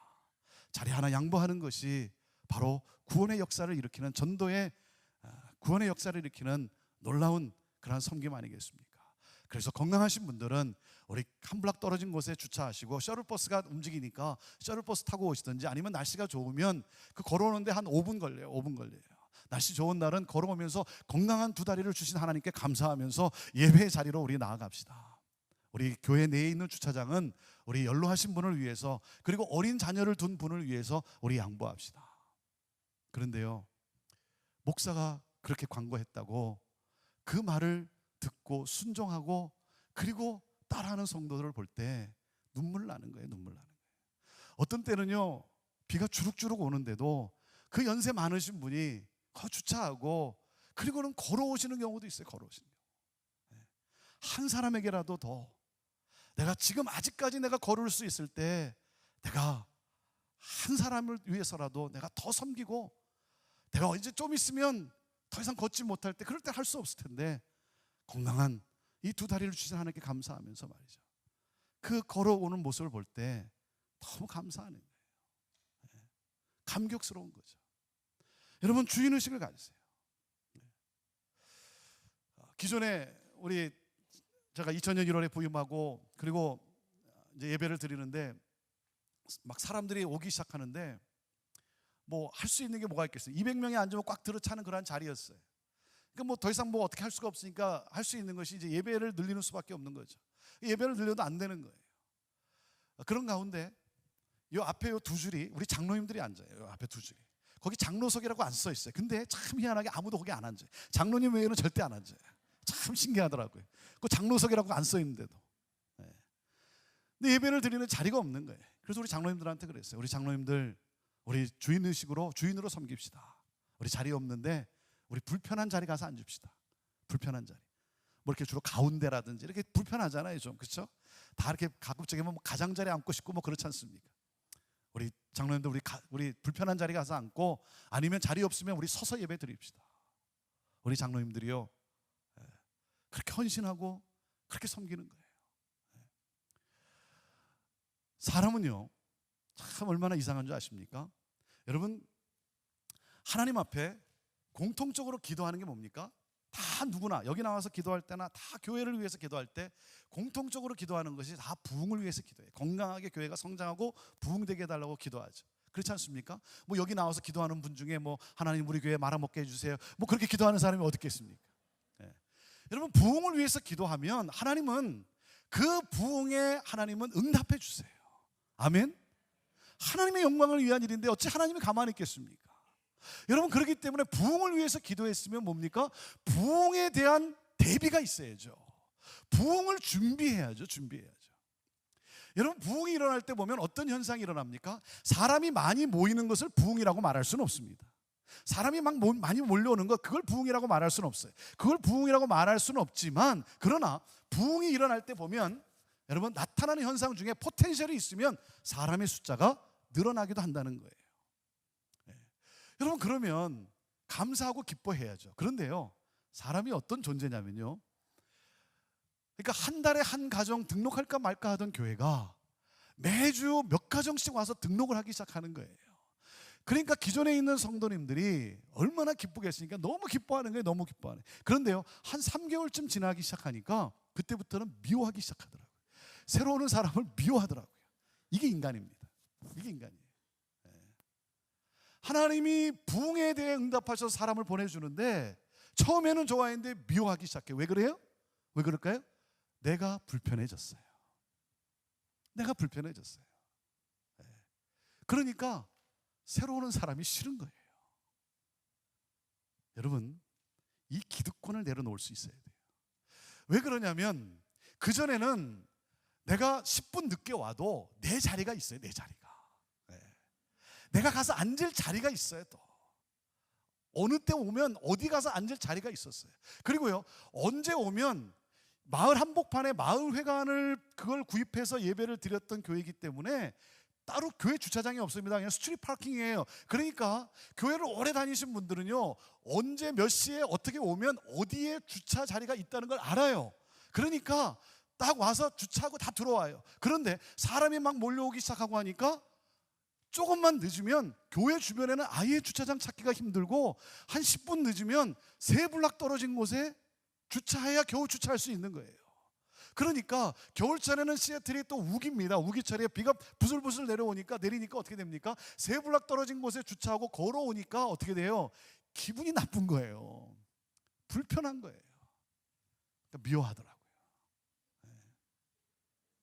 사랑하는 여러분, 부흥이 일어나기 시작하면 한 가지 예로 여러분이 준비해야 되는 게 뭔지 아십니까? 부흥을 위해 기도했으면 준비해야 되는 게 뭐냐면 담임 목사님과 악수하는 횟수가 줄어들어요. 새로운 사람들이 오기 시작하면 악수하는 횟수가 준다니까요. 그런데 목사님이 오늘 나하고 악수 안 했다고 삐져요. 목사님 변했어. 이젠 더 이상 나를 사랑하지 않아. 여러분, 그러지 않아요. 사람이 없었을 때는요, 그때는 그냥 권사님이 전화해가지고 목사님 내일 된장찌개 끓여놓을 테니까 저녁에 저희 집에 와서 식사하죠. 그러면요, 사람이 별로 없었으니까 아 그래요 권사님 감사합니다 내일 가겠습니다. 그리고 갔어요. 그런데 사람이 막 오기 시작하니까 어떻게 됩니까? 전화가 왔어요. 목사님 내일 된장찌개 끓여놓을 테니까 오셔서 식사하시죠. 그러니까 이제 어떻게 합니까? 아 그래요 권사님 잠깐만요. 그리고 안에서 뭘 꺼내요? 수첩을 꺼내는 거예요. 수첩을 칼렌더를 꺼내는 거예요. 잠깐만요. 제가 한번 일정을 한번 볼게요. 딱 보니까 이번 주는 이미 다 일정이 꽉 찼어요. 그러니까 뭐라 그래요? 권사님 죄송하네요. 이번 주에 갈 시간이 없네요. 제가 다음 주에 한번 시간을 만들어 보죠. 삐져요. 목사가 변했다 이거예요. 여러분 부흥을 위해서 기도했으면 부흥이 일어날 때를 대비해야죠. 마음의 준비를 해야 되는 거예요. 여러분, 주인의식인 것입니다. 여러분, 사람이 왔다는 얘기는 뭡니까? 사람들이 막 오기 시작. 여러분, 사람이 온다는 게 그렇게 쉬운 얘기겠습니까? 특별히 어디서 뭐 이사 와가지고 와서 교회를 찾아오는 것도 쉽지 않고, 또 그런가 하면 이 지역에서 신앙생활을 했는데, 어느 교회에서 신앙생활을 했는데 무슨 이유였던 간에 더 이상 이제 자기가 섬기는 교회에서 더 이상 신앙생활 할 수가 없게 된 거예요. 그러니까 그래도 교회 나가서 예배는 드려야 되겠고, 그래서 교회를 여러분 다시 찾아서 온다는 게 여러분 그게 보통 일입니까? 네? 들어올 때 그 심정이 어떻겠어요? 정말 여기가 내가 예배할 아버지 집인가? 이 교회 성도들은 나를 따뜻하게 맞이할까? 아니면 냉랭하게 나를 쳐다볼까? 여러 가지 염려와 여러 가지 마음의 생각들이 있는 거 아니겠습니까? 여러분, 이렇게 온다는 게 쉬운 얘기가 아닙니다. 더군다나 믿지 않는 사람이 여길 들어온다는 게 여러분, 이게 보통 어려운 일이겠습니까? 여러분, 정말 아버지의 심정으로 달려나가서 맞이해 줬던 그 아버지 심정으로 여러분 웰컴해줘야죠. 웰컴해줘야죠. 한 번은 한 자매님이 한 4주 정도 출석한 자매님이에요. 그 자매님이 찾아왔어요. 그러면서 더 이상 자기가 형제교회를 못 나오겠다는 거예요. 자기 형제교회가 너무 좋은데 더 이상 자기가 못 나오겠다는 거예요. 너무 상처를 받아가지고 더 이상 자기가 못 나오고 인사하러 왔다는 거예요. 그 자매님 무슨 일이 있었습니까? 그랬더니 이 자매님이 이제 한 주, 두 주, 세 주 예배를 드리는데, 예배를 드리면서 은혜를 받는데, 그러면서 느낀 게 뭐냐면 내가 예배만 드리면서 이렇게 은혜만 받고 가는 게 너무 죄송하다라는 거예요. 그래서 한 4주가 지나고 5주째는 너무 죄송한 마음이 들어서 나도 좀 뭔가 봉사를 뭔가 좀 섬겨서 좀 은혜를 좀 갚아야 되겠다, 그러한 마음으로 그 자매님이 어디를 갔겠습니까? 여러분, 첫 번째 갈 수 있는 곳이 어디겠어요? 예? 자매로서 주방을 갔어요. 식당을 갔어요. 식당 가서 뭐 요리하겠다는 것도 아니에요. 가서 뭔가 좀 도와줄 일이 없을까 딱 갔어요. 가서 이렇게 딱 부엌을 들여다 보니까 이 도마가 있고, 그다음에 파하고 양파가 수북이 쌓여 있는데, 그 양파 쓰고 하는 게 이게 좀 힘들잖아요. 그렇죠? 뭐 눈물도 나고. 그러니까 내가 이 양파를 썰어 드림으로써 내가 좀 섬겨 드려야 되겠다. 그리고 들어갔어요. 그런데 이 자매님이 들어갔는데, 이 자매님이 모르는 게 있었어요. 모르는 게, 그 주방에는요 보이지 않는 조직이 있어요. 조직이. 왕언니가 있어요. 왕언니가. 부엌에는요 이 차트에 없는, 눈에 보이는 이 조직이 없는 아주 놀라운 조직이 있어요. 왕언니가 있어요. 왕언니가. 뭐 여러분의 교회는 안 그렇겠지만 저희는 하여튼 그랬어요. 초창기에. 근데 이 자매님이 뭐 어떻게 압니까? 그냥 이 자매님은 순수한 마음에 좀 섬겨드려야겠다고 들어가서 칼을 딱 잡았어요. 칼을 딱 잡았더니 그 옆에 있는 분이 한마디 하더래요. 자매님, 오신 지 얼마 됐다고 벌써 칼을 잡습니까? 단칼에 날아갔어요. 단칼에. 그래서 자기가 너무 상처를 받아가지고, 목사님 예배도 너무 좋고 목사님도 좋은데 자기가 더 이상 못 나오겠다고 인사로 왔다는 거예요. 얼마나 마음이 안타까운지 말이죠. 여러분, 새로운 사람이 온다는 것은 그 가운데 어떤 일이 있겠습니까? 새로운 사람들 중에 어떻게 보면 나보다 더 신앙의 연륜이 깊고 더 인격적으로 성숙하고, 또 그런가 하면 그 사역을 나보다 더 잘할 수 있는 어떤 그런 은사를 가진 분이 있을 수도 있는 거 아니겠습니까? 그러한 분이 그 일을 하기 시작하면 여러분 더 그 사역을 더 잘해낼 수도 있는 건 아니겠습니까?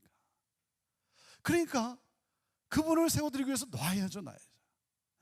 그런데 이거 못 놔요. 왜? 이거 놓으면 그럼 난 뭐냐? 이거 난 뭐냐? 그래서 이거 못 놓는 거예요. 그게 기득권의 싸움이라는 거예요. 그래서 기성교회가 변화해서 부흥하는 게 너무나 힘든 거예요. 그래서 새로운 사람이 좋긴 한데 미워하기 시작하는 거예요. 저 사람 괜히 와가지고 내가 흔들린다 이거죠. 내가 주목 못 받나 이거죠. 여러분, 그렇지 않아요. 진정한 여러분 그리스도인은 누굽니까? 진정한 리더는 누굽니까? 다른 사람을 세워주고, 나보다 좀 부족한 사람이라도 그 사람을 세워주고 격려해주고, 그래서 그 사람을 통해서 아름다운 열매가 맺히는 것을 기뻐하고 즐거워하고 감사할 수 있는 사람이 진정한 그리스도인이요. 여러분, 그 사람이 교회의 주인 아니겠습니까? 주인의식을 가지세요. 주인의식을 가지세요. 그럼으로써 여러분 함께 하나됨을 이루어서 정말 그 하나님의 나라를 확장해 나가는 그런 놀라운 일들을 여러분 이루어 가야죠. 여러분 주인의식을 갖는 것입니다. 또 한 가지, 교회가 변화하고 부흥하는 데 있어서 또 한 가지 중요한 것은 여러분 신앙 성숙을 위한 노력입니다. 신앙 성숙을 위한 노력이에요. 양육입니다. 양육이에요. 여러분 끊임없이 양육에 여러분 마음을 들이세요. 여러분 몸을 들이세요. 사람은 양육을 통해서, 배움을 통해서 사람은 성장하고 성숙해 갈 수가 있는 거예요. 하나님의 말씀을 듣고 하나님의 말씀을 연구하고 하나님의 말씀을 내 삶 속에 적용함으로써, 그럼으로써 그 사람은 성장하고 성숙해 갈 수가 있는 거예요. 여러분 빈 깡통이 소리를 내게 돼 있어요.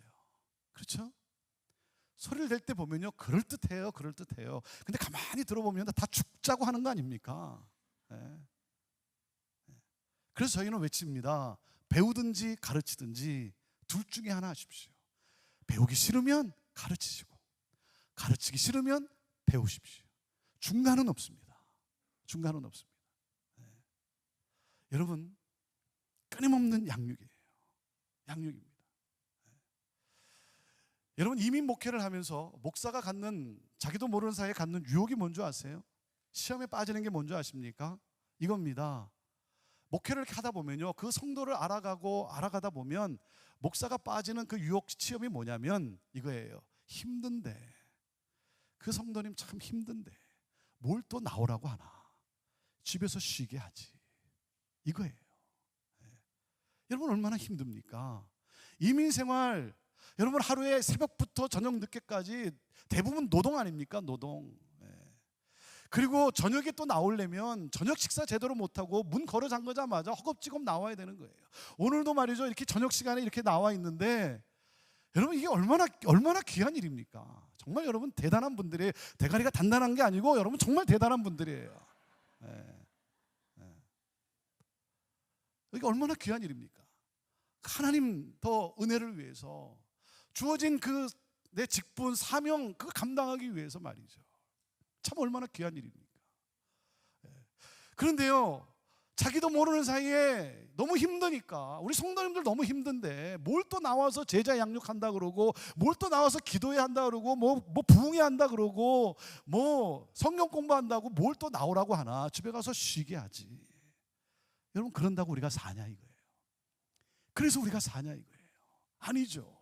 사랑하는 여러분 기억하세요. 여러분 우리가 이 세상에 살면서 우리가 구할 것은 편안함이 아닙니다. 편안이 아니에요. 우리가 구할 것은 뭐예요? 평안이에요. 평안. 하늘로부터 주어지는 평안. 이 모든 고난과 역경, 어려움을 뛰어넘을 수 있는, 극복해낼 수 있는, 이겨낼 수 있는 하늘로부터 주어지는 평안의 이 능력, 여러분 그 능력은 하나님의 말씀으로 의해서 내게 주어지는 거예요.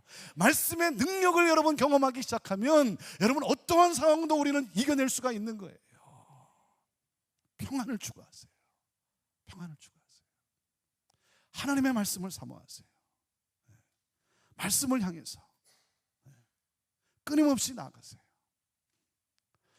저는요 이렇게 저녁 시간에 와가지고 이렇게 뭐 졸고 이런 분 보면 참 너무 감사해요. 집에 가서 주무실 수도 있잖아요. 그런데도 여기까지 온 거예요.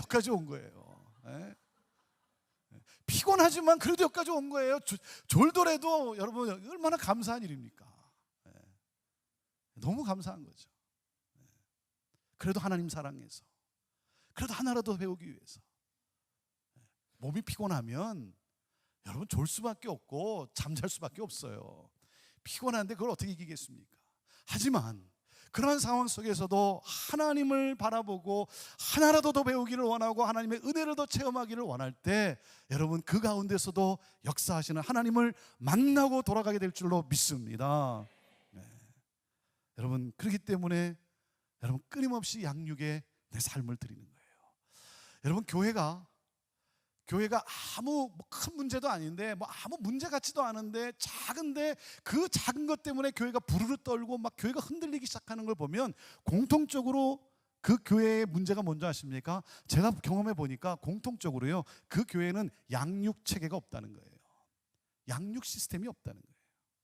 그러니까 작은 건데 얼마든지 그거 다 그거 받아들일 수 있고 배려할 수 있고 품을 수 있고 한데 품지를 못하는 거예요. 그냥 부르르 떨고 소리 지르고 말이죠. 자기 주장하고 그래서 부닥치고. 네. 여러분, 말씀을 통해 성장하고 성숙해 가는 거죠. 제자 양육, 제자 훈련 그러면 그래도 한국의 목사님 가운데 그래도 생각나는 분이 누구 계십니까? 여러 목사님들이 계시지만 제자 훈련 그러면 여러분 어떤 분이 생각납니까? 네? 그 중에 한 분, 오카논 목사님, 그렇죠? 네. 오카논 목사님이 오래전에 이런 말씀을 하셨어요. 제가 평생 제가 잊지 못하고요. 제가 아마 세상 끝날까지 제가 잊지 못할 거예요. 오카논 목사님이 이런 말씀을 했습니다.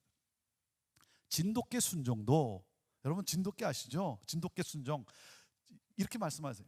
진돗개 순종도 훈련받지 않으면 똥개야 그러시더라고요. 제가 지금도 못 잊어요. 아무리 진돗개 순종이라 할지라도 양육과 훈련이 없으면 똥개라는 거예요. 똥개가 뭡니까? 지 멋대로 하잖아요. 지 멋대로, 지 맘대로. 네. 여러분, 양육이에요. 양육을 통해 우리가 성숙해져 갑니다. 양육의 목표는 성숙이에요. 네. 양육의 목적은 뭐겠습니까? 양육의 목적은 뭐예요? 성숙을 통해 뭐예요? 섬김이죠. 섬김이에요. 자, 그런데 양육의 목표는 성숙인데 성숙에는 두 가지가 있습니다. 우리는 성숙 그러면 우리는 보통 한 가지만 생각합니다. 뭘 생각해요? 우리는 인격을 생각해요. 성품을 생각해요. 성숙 그러면. 그러나 여러분 또 한 가지가 있어요. 성숙에는 인격 플러스 뭐가 있냐면 실력이 있어요. 실력. 이걸 놓치면 안 돼요.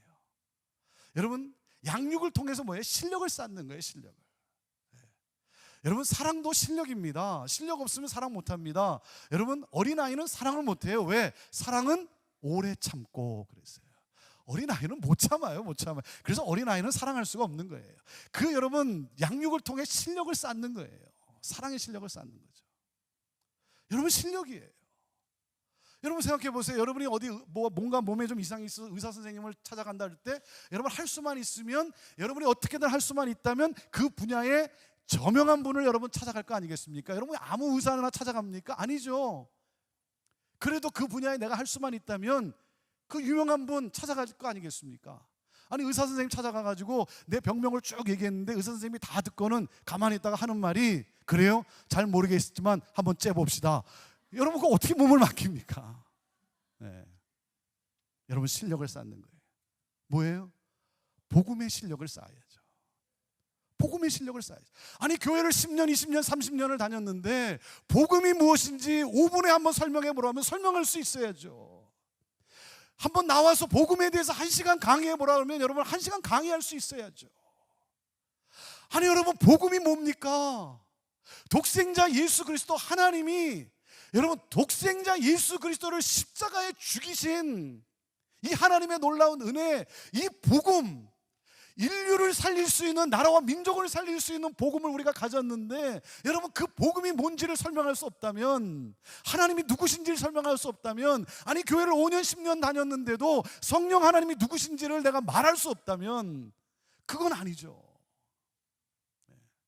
실력을 쌓아야죠.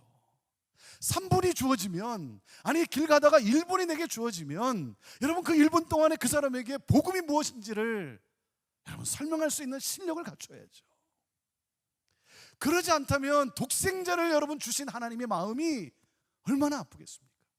교회에 복음을 줬는데, 이 놀라운 복음을 나에게 줬는데 이 복음의 가치를 내 가슴에만 묻어두고 있다면 여러분 하나님이 얼마나 마음 아프시겠습니까? 실력을 쌓아야죠. 제가 오래전에 이 맥도날드 있죠? 맥도날드에 대한 기사를 읽다가 제가 굉장히 충격을 받고 도전을 받았어요. 이 맥도날드가 햄버거 하나 팔기 위해서 얼마나 연구하는 줄 아세요? 얼마나 연구해서 만들어내는 줄 아세요? 그 기사를 보니까 이렇게 쭉 설명을 했더라고요. 이 빵의 두께, 이 번 있죠? 이 빵의 두께가 17mm랍니다. 17mm. 그러니까 위아래로 34mm죠. 그리고 그 중간에 들어가는 고기 그 페리가 10mm랍니다. 10mm. 사람이 입을 벌렸을 때 평균 크기가 56mm래요. 56mm의 입에 44mm의 햄버거를 물고 있을 때 사람은 가장 행복감을 느낀다고 합니다. 이게 그들의 연구 조사예요. 연구 발표예요. 그래서 그렇게 만든다는 거예요. 카운터의 높이가 72cm래요. 72cm. 카운터의 높이를 그냥 대충 알아서 만든 게 아니고 72cm래. 이게 왜 72cm냐면 사람이 지갑을 꺼낼 수 있는 가장 편안한 높이래요. 그래서 그게 72cm래요. 그리고요, 사람이 이렇게 주문을 하면 그 3초 내에 무조건 주문하면 땡큐 그리고 3초 내에 프렌치 프라이도 드시겠습니까? 애플 파이도 드시겠습니까? 그렇게 물어보라고 훈련을 시킨대요. 주문을 딱 하면 땡큐 그리고 3초 내에 프렌치 프라이도 드시겠습니까? 뭐 드링크도 드시겠습니까? 이렇게 물어보게 한다는 거예요. 왜냐하면 조사 결과 이 땡큐 감사합니다라고 하는 이 한마디가 3초의 체면 효과를 가져온대요. 그래서 5초가 지나고 나면 다른 것을 주문할 확률이 50% 이하로 떨어진답니다. 그래서 그렇게 하라고 가르친대요. 한 가지만 더 소개할게요. 여러분, 밀크쉐이크 있죠? 밀크쉐이크 그 빨대 스트로, 그 스트로가 이게 4mm랍니다. 4mm. 이게 왜 4mm냐면 사람은요, 잠재의식 가운데 이거를 딱 물고 빨기 시작하면요, 잠재의식 가운데 어렸을 때 엄마 젖을 빨던 시대로 돌아간대요. 잠재의식이. 그래서 이게 4mm래요. 아니 여러분, 햄버거 하나 팔기 위해서도 이렇게 연구하고 이렇게 심혈을 기울이는데 나라와 민족을 살리는, 영혼을 살리는 복음을 가진 우리가 여러분 그렇게 연구가 없어서야, 그렇게 여러분 우리의 열정이 없어서야 어떻게 되겠습니까? 사랑하는 여러분, 말씀이에요. 말씀. 하나님의 말씀으로 돌아가는 거예요. 여러분, 말씀이 내게 임하면 여러분 어떻게 됩니까? 진리를 알지니 진리가 너희를 뭐라고요? 그렇게 안 돼요. 처음부터 그렇게 안 돼요. 진리를 알면요, 갈등이 와요. 진리를 알면 힘들어요. 어둠에 있을 때는 다 괜찮았어요. 근데 어둠에 있는 내가 빛이 오면요, 힘들어요. 빛이 오면 갈등할 수밖에 없어요. 어렵습니다. 말씀이 주어지면 내가 힘들어요. 왜? 말씀은 살았고 운동력이 있어. 좌우의 날선 어떤 검보다도 예리하여 뭐예요? 혼과 영혼과 관절과 골수를 찔러 쪼개기까지 하는 게 말씀이에요. 하나님의 말씀이 들어오면, 진리가 들어오면요, 내 심장을 후벼 파는 거예요. 그래서 아파요. 힘들어요. 그 말이 얼마나 쓴데요. 그런데 뭡니까? 그 말이 아프고 힘들지만, 그렇지만 하나님이 내게 주신 말씀이기 때문에 그 말씀을 부둥켜 안고 내가 그 말씀을 내 삶에 적용하기 시작할 때, 그래서 그 말씀과 씨름하며 적용하기 시작할 때 어느 순간 나도 모르는 사이에 여러분, 그 말씀이 달고 오묘한 말씀으로 그 말씀이 나를 자유케 하는 이 놀라운 능력을 체험하게 되는 거예요. 할렐루야. 여러분, 말씀에 나를 자유케 하는 이 말씀의 능력을 체험해야죠. 그래서 그 말씀으로 성장하고 성숙한 그리스도인의 모습. 여러분, 교회가 살 일은, 교회가 부흥할 길은 여러분 신앙 성숙을 위한 노력이라는 거예요. 자, 마지막으로 하나만 더 소개하고 오늘 말씀을 마치려고 합니다. 교회가 오늘 이 시대에 변화하고 부흥하는 데 있어서 여러분 마지막으로 놓칠 수 없는 것은 이겁니다. 1세대와 우리 다음 세대가 함께 부흥하는 교회예요. 결국은 뭐예요? 다음 세대예요. 다음 세대입니다. 여러분, 다음 세대를 위한 노력이에요. 여러분, 부모가 아무리 잘 믿었어도 내 자식이 하나님을 믿지 않으면 가슴에 눈물 아닙니까? 결국은 뭐예요? 내 자식이에요. 다음 세대예요. 여러분, 눈물로 씨를 뿌리지 않으면 어떻게 되겠습니까?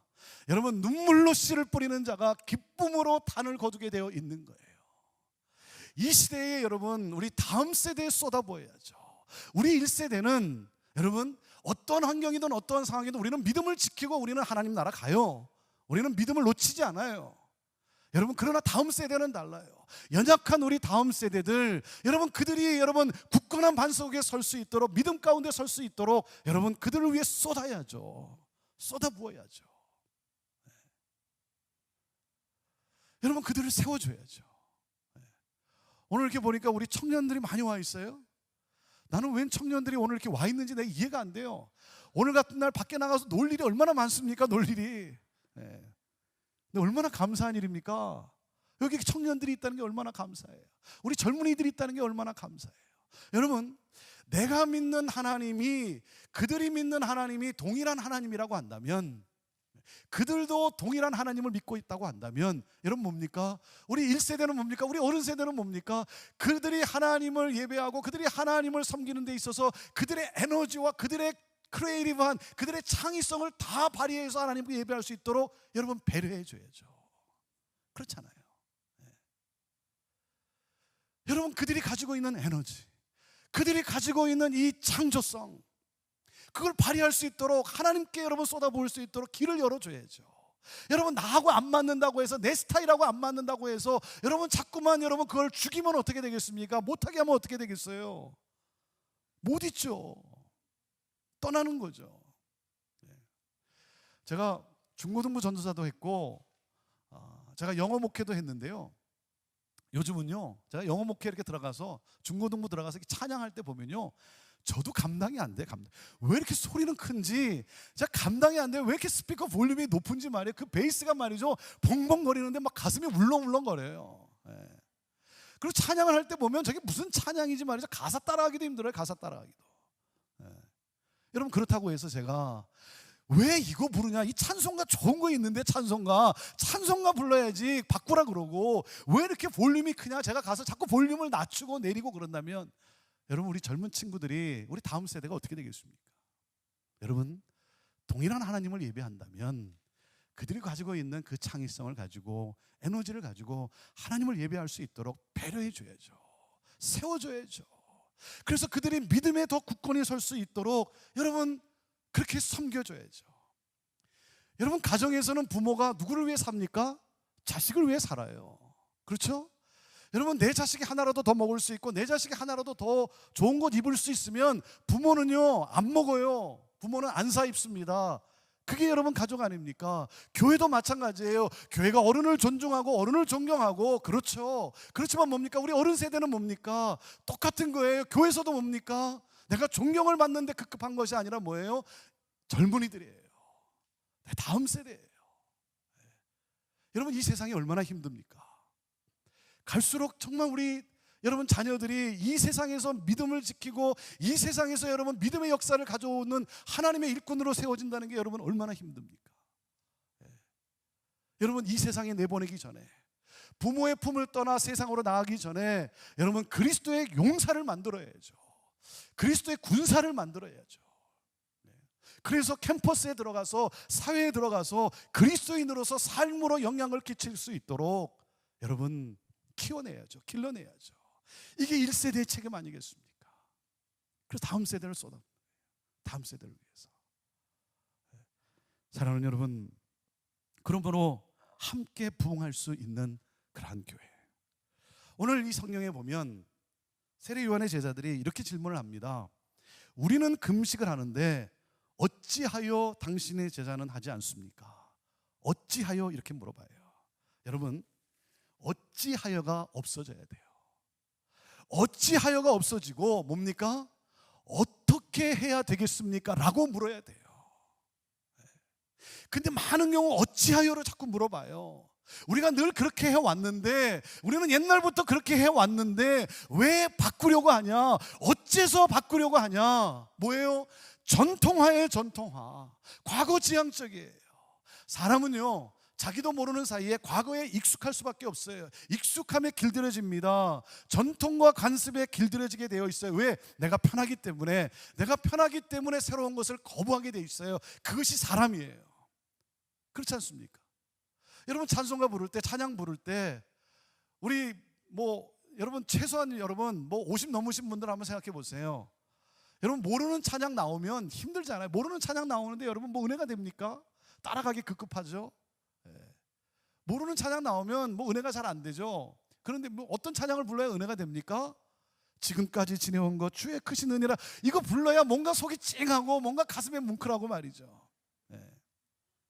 여러분, 그러니까 왜 찬송가 좋은 거 있는데 그거 부르지 왜 자꾸 다른 거 부르냐?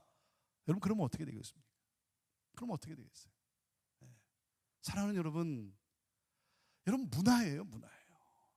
우리가 진리, 복음을 우리가 굳게 잡고 복음의 진보를 위해서, 복음의 역사를 위해서, 구원의 역사를 위해서 젊은이들이 돌아오고, 그래서 뭡니까? 3세대가 어우러진 그러한 예배를 하나님 앞에 드릴 수 있어야 되는 건 아니겠습니까? 내 자식 세대가 돌아와야죠. 네. 그래서 뭡니까? 희생이에요. 희생이에요. 네. 저희는 교회를 지을 때 저희가 교실 다 만들고, 영어 예배, 중고등부, 유년주일학교 예배실 다 만들고, 그리고 우리 장년들이 예배 드릴 수 있는 뭐 우리가 소위 말하는 본당을 이렇게 만들면 됐어요. 네. 그런데 저희는 체육관을 만들었어요. 체육관이냐 본당이냐 다 질 수 있으면 좋겠지만 다 질 수 있는 형편은 아니었어요. 그래서 체육관이냐 본당이냐 둘 중에 하나를 택해야 되겠어요. 저희는 체육관을 택했어요. 그래서 의자 놓고 예배 드리고, 예배 끝나고 나면 의자 치우고, 그리고 거기서 우리 친구들이, 젊은 친구들이 우리 농구하고 뛰놀아요. 네. 우리는 그 길을 택했어요. 왜냐하면 우리가 좀 힘들지만, 그렇지만 우리 다음 세대를 위해서 우리 그렇게 합시다. 그래서 그렇게 했어요. 그래서 의자를 놓고 예배를 드립니다. 뭐 의자를 놓는 게 뭐 한두 번이겠습니까? 네. 여러분 700개, 800개 의자를 깐다는 게 그게 뭐 쉬운 일이겠어요? 그것도 한 번도 아니고 수요일 날 깔죠. 뭐 또 뭐 금요일 날 또 깔죠. 뭐 때 되면 깔죠. 그리고 그 의자 치우고, 의자가 뭐 가볍기라도 합니까? 그런데도 우리는 그렇게 하자 그랬어요. 왜? 우리가 말로만 다음 세대, 이 세대를 책임지는 교회, 우리 말로만 그러지 말고 우리 몸으로 우리 실천합시다. 그래서 우리 다음 세대를 향한 우리 1세대 희생이에요. 우리 1세대 희생이에요. 그래서 예배를 드리고 나서 이 의자를 치울 때 제가 우리 어르신들한테는요, 우리 백합 회원들한테는요, 제발 그냥 나가라 그럽니다. 절대 의자 만지지 마시고 그냥 나가시라고. 왜? 우리 어르신들 의자 뭐 접다가 뭐 허리 삐끗하면 이 큰일이잖아요. 그러니까 수고하지 마시고 괜찮다고. 여러분은 그냥 나가셔야 된다. 그런데도요, 우리 백합 회원들이요, 의자를 접어요. 내가 하나라도 더 보탬이 되어야지. 그러면서 하는 거예요. 제가 하지 말라 그래도 너무 감사한 일이에요. 사랑하는 여러분, 다음 세대가 살아야 되고 다음 세대가 부흥해야 되는 건 아닙니까? 그렇기 때문에 이렇게 기도하세요. 하나님, 우리 1세대보다 우리 다음 세대가 더 부흥하는 교회 되게 하여 주옵소서. 그리고 쏟아붓는 거예요. 내 스타일에 좀 안 맞지만, 내한테는 익숙하지가 않지만, 나한테는 좀 불편하지만, 여러분, 그러나 그들이 하나님을 믿고 그리고 믿음 안에 성장할 수 있다면 여러분, 섬기는 거예요. 희생하는 거예요. 쏟아붓는 거예요. 사랑하는 여러분, 어찌하여가 아니라 어떻게 해야 되겠습니까? 이게 우리가 물어야 되는 질문입니다. 그리고 오늘 성경은 뭐라고 말했습니까? 새 포도주라 그랬어요. 새 포도주라 그랬어요. 새 복음이라는 거예요. 무슨 말입니까? 복음은 새 것이라는 거예요. 복음은 언제나 새로움이에요. 왜? 복음은 생명이기 때문에. 여러분, 복음은 생명이기 때문에 언제나 새롭습니다. 그래서 아침마다 새롭고 늘 새로운 거예요. 그래서 말씀을 읽으면요, 내가 한 달 전에 읽었던 말씀, 그것이 내가 은혜가 됐는데 오늘 또 읽을 때 나에게 새롭게 다가오는 은혜가 있잖아요. 왜? 복음은 생명이기 때문에 그래요. 그래서 새 포도주라고 하는 사실이에요. 여러분, 그렇기 때문에 복음이면 우리의 신앙에 붙는 수사가 뭔지 아십니까? 새 것이 되었다는 거잖아요. 새로움이라는 거예요. 인생이 새로워지는 것입니다. 여러분, 우리의 신앙은요, 복음은 생명이에요. 그렇기 때문에 전통 지향적인 신앙 방식에 머물러 있어서는 안 되는 거예요. 과거 지향적인 사고방식에 묶여 있어서는 안 되는 겁니다. 변해야 합니다. 왜? 변하지 않으면 터져서 버려지게 되는 거예요. 죽는 거예요. 죽는 겁니다. 여러분, 주님은 날마다 새롭게 다가오시는데 그것을 낡은 부대에 담으려고 여러분 애를 써서야 되겠습니까? 변해야 합니다. 그래서 변화란 창조적 파괴라고도 말을 합니다. 여러분, 변하려면 하나가 파괴되어야 되는 거예요. 부서지지 않고는 새 것이 만들어질 수가 없는 거예요. 그렇기 때문에 변화는 때로 힘들어요. 왜? 내가 이걸 부서뜨려야 되니까, 내가 이것을 놓아야 되니까, 익숙함을 내가 깨트려야 되니까 힘들어요. 하지만 여러분, 그것을 놓을 때 여러분, 새로운 새 은혜의 새 역사가 있는 것이죠. 헤르만 헤세라는 분이 이런 말을 했습니다. 새는 알을 깨고 태어난다 그랬어요. 새는 알을 깨고 태어난다. 뭐 당연한 말인데 굉장히 유명한 말이 됐어요. 여러분, 새는 알을 깨고 태어나요. 여러분, 알을 깨고 태어나지 않으면 어떻게 되겠어요? 그냥 삶은 계란이 되는 거죠. 아니면 썩어버리고 마는 거죠.